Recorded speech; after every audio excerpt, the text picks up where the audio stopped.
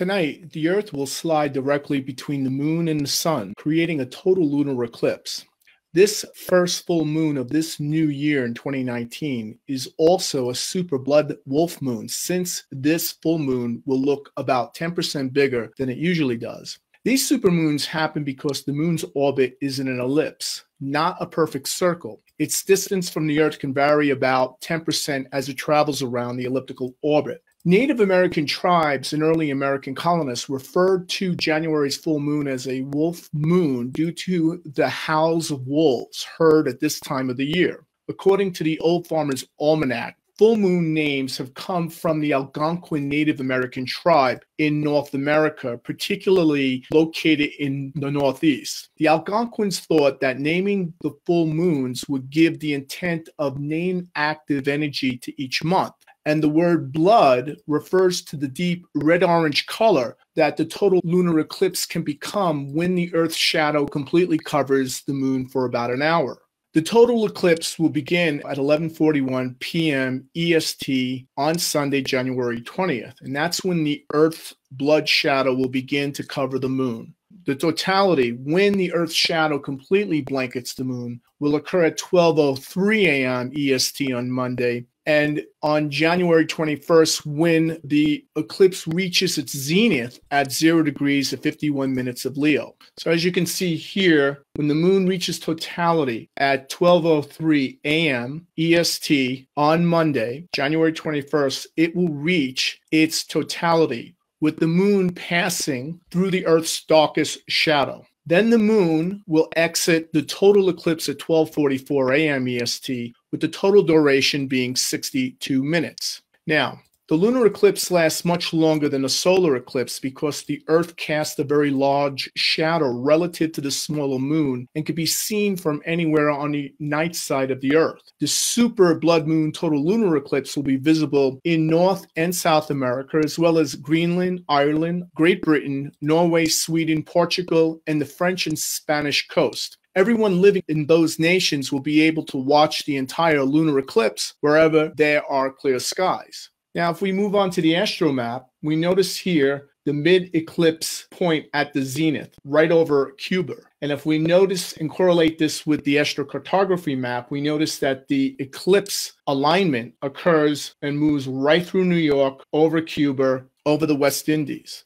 So, as I stated, lunar eclipses last much longer than solar eclipses because the Earth casts a very large shadow relative to the smaller moon and can be seen from anywhere on the night side of the Earth. Now, looking deeper at this astrocartography map, we can see here that these lines of the eclipse moving over the northeast area, particularly through New York and near Washington, have distinct importance. This is specific in terms of what's happening now with the dispute between the president and the Democrats in Washington over the building of a $5.7 billion wall or a set of steel slates over certain zones along the U.S.-Mexican border. And this has resulted in a partial government shutdown, now in its 30th day. Trump, meanwhile, has threatened to declare national emergency to bypass Congress and reallocate federal funds for the project if Democrats reject his offer of temporary protection for immigrants, along with millions of dollars for humanitarian aid and drug detection technology.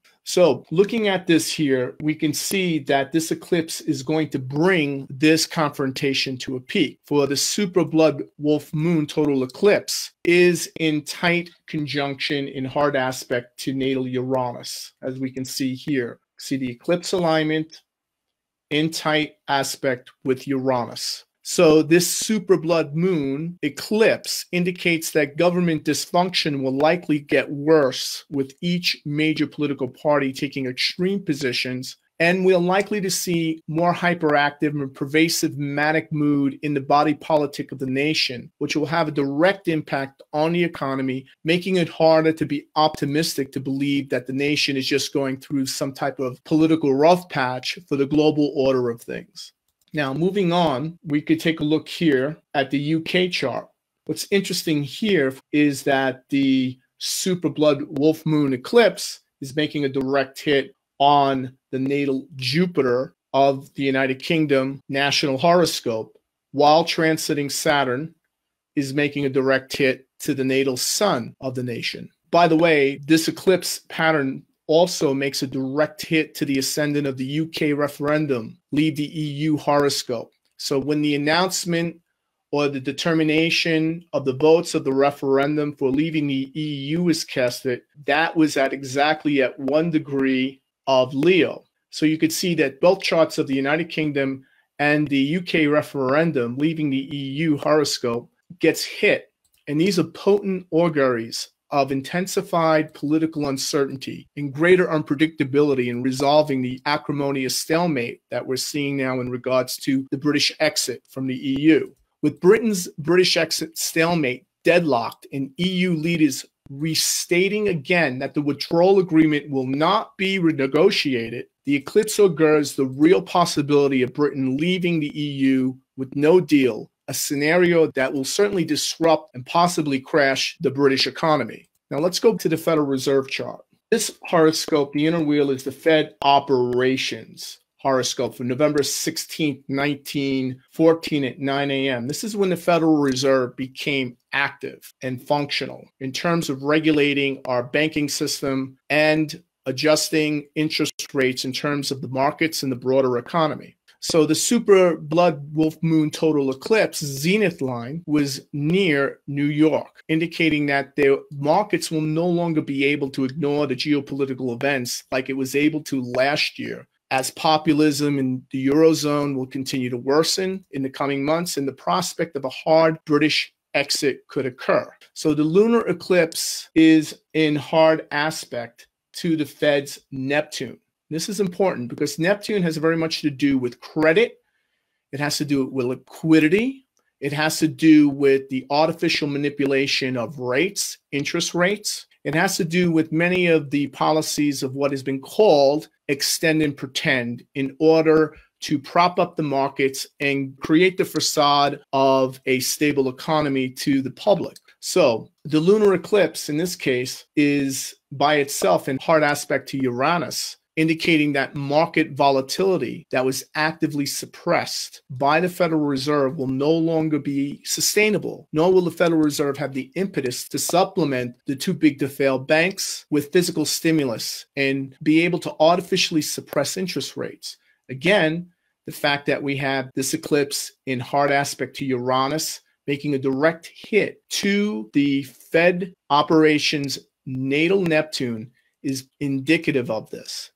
Also, when you compound the fact that the UK chart is getting hit by this eclipse, along with the Fed operations chart, we can draw together that we're seeing the potential of some type of market crisis in the making. For the United Kingdom is the 5th largest economy in the world and the 4th largest export destination for American goods and services. If there is a no British exit deal, it would weaken the British pound. It would make U.S. goods more costly to buying in the UK. As a result, U.S. farming and manufacturing sectors could be hit hardest, with the biggest exports including aircraft and machinery, as well as wine, beer, tree nuts, and live animals. Therefore, any so-called Wall Street market rally will be running in defiance of the underlying worsening fundamentals, which are likely to matter sooner rather than later. So again, this is the chart of the USA, July 4th, 1776 at a 2 p.m. time.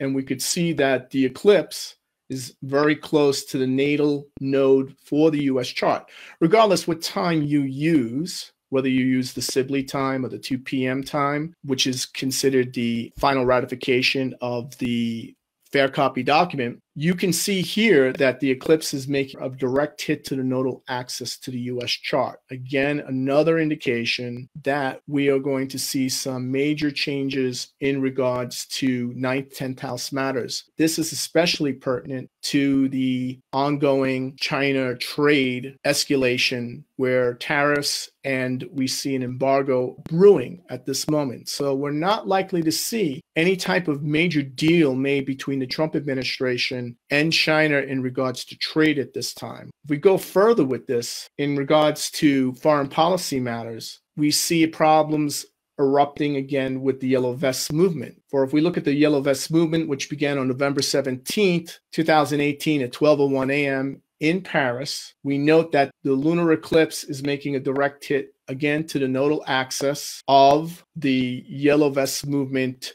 horoscope and in direct square relationship to natal Uranus. Now, this is important. For those of you who don't know what the Yellow Vest movement really is, it is a movement of what has been termed as the surprise crisis in France. It's a political movement resulting in a nationwide protest in France over the increase in fuel tax by the lower middle class French citizens who feel they are paying too much in taxes for what little they get back. It started in France on November 17, 2018 at 12:01 a.m., as I stated, when over 300,000 people across France protested rising fuel prices, the high cost of basic living expenses due to hidden price inflation, claims that a disproportionate burden of the government's tax reforms is falling on the working and middle class, and a carbon tax on fuel that French President Emmanuel Macron touted as evidence of France's leadership when it comes to mitigating climate change. The Yellow Vest protests quickly evolved into a general anti-government movement, with hundreds of thousands of angry working and middle-class French citizens taking to the streets for 10 straight weeks of protests marked with pockets of violence and mayhem. The emergence of the super blood wolf moon total lunar eclipse direct hit to the nodal axis and hard aspects to the natal Uranus, Uranus being the universal planetary ruler of political revolt, large-scale strikes, civil defiance, and protests, will likely galvanize the anti-government movement to go global as rising economic and social inequality, corporate influence over government across the globe continues to accelerate and intensify. However, note that the Yellow Vest global insurrection movement will not be televised. That's essentially what I see with this eclipse. Note that eclipses are periods of breakdowns, breakthroughs, revelations. They often throw the monkey wrench into the machinery, and anything that is shaken has to be radically revised afterwards, if it's possible. Often things that are not sustainable or salvageable will completely collapse. We've been seeing that happen in people's personal lives, with economies, with trade treaties, with deals, with markets. We're seeing complete reversals and collapses in how people are dealing with issues in terms of trying to sell a home, or whether it's trying to make a business decision, or trying to make certain determinations in terms of what direction to go in. This is all part of this eclipse zone that we have been in. So I would like to leave it with that, and hopefully you can give me some feedback on how you feel the eclipse is hitting you. And again, eclipses are disruptive for a reason. Anything that is not sustainable or tenable in your life, especially since January 5th to this point, is in a period of death, rebirth, transformation. This is classic, and this is what's necessary. Also, this is going to be a wake-up call for many of the issues, many of the issues that are going to come up. Now, I'm going to go at a deeper level with all of this in my upcoming global webinar. It's going to be an outlook on 2019. It's going to be on January 27th, Sunday at 11:30 a.m. PST, and we're going to go into a deep dive. So I sort of covered the basics with this particular eclipse cycle. I will go much deeper in terms of which markets, which nations, which high-profile individuals will be directly hit, and how this will galvanize major populist protest movements that will evolve far beyond and faster what we saw with the Yellow Vest movement or Yellow Vest revolution. So again, I want to wish you all well. Have a good evening, and I look forward to seeing you all at my upcoming Global Outlook webinar 2019. It will be a 3-hour, heavy-duty, high-intensity, basic overview of what's happening in 2019, the best I can see it, using mundane principles, using astrological mundane principles, not natal astrology, pretending to be mundane astrology, real mundane astrology, correlating it with real data and correlating it with real cycles and seeing how they're all converging together as we transition into this global crisis. So I want to thank you all very much. Good night.